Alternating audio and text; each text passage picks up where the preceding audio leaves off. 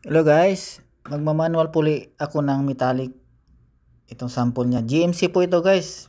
Madali lang itong gawin. Hindi ko na tingnan. Alam ko po yung color code niyan, kaya lang pag sisimula tayo sa computer, alam mo naman natin yung computer malayo po ang binibigay. Tatagal pa po tayo, maliligaw pa tayo doon. Kaya ito gawin ko, manual na.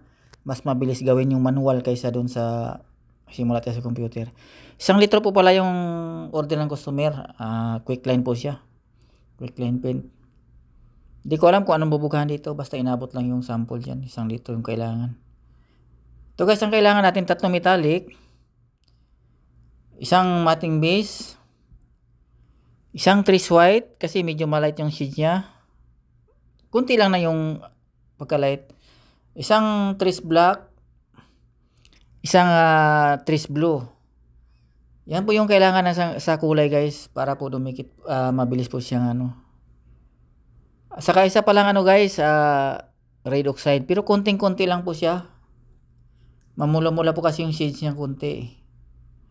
Ayan guys, mamaya po pala i-spray natin yan para yung customer natin mas satisfied.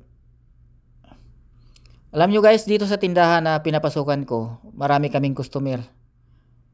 Kasi binabalik-balikan po yung gawa namin dito. Kasi daw sa iba hindi daw maganda. Sabi ko po sa kanila, lahat ng pintura maganda. Hindi lang po marunong yung nagtitimpla. Ganun po ang sinasabi ko sa kanila. Lahat po ng pintura maganda. Hindi na po ilabas market yan kung di maganda, di ba? Ang problema lang po doon, yung nagtitimpla. Yun po ang nagdadala ng pintura, ang nagtitimpla.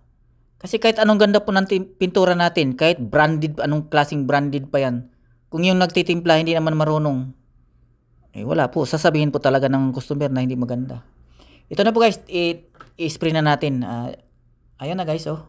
Wala pa po siyang clear. Mamaya i-clear po natin yan, mamaya para lumilinaw siya.